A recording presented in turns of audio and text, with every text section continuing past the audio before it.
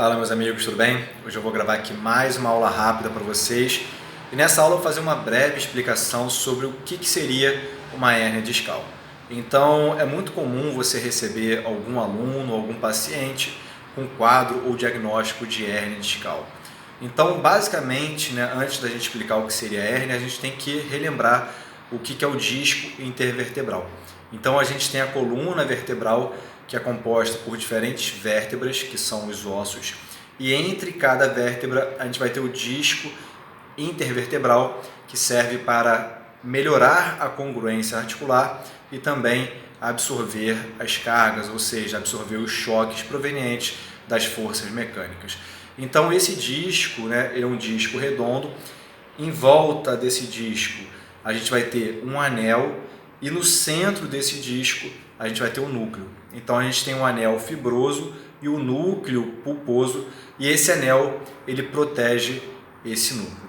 O que acontece é que por diferentes fatores, seja às vezes um processo degenerativo ou um processo mecânico de alguma carga muito grande aplicada, esse anel ele pode se romper.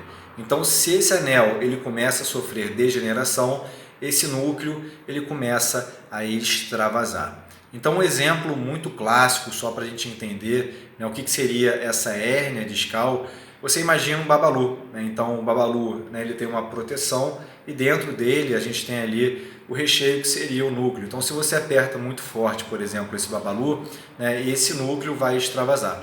E é o que acontece com o disco quando ele sofre algum processo degenerativo ou quando ele sofre alguma força mecânica muito grande, que pode ser uma força única, um impacto único, ou ao longo do tempo essas forças repetidas.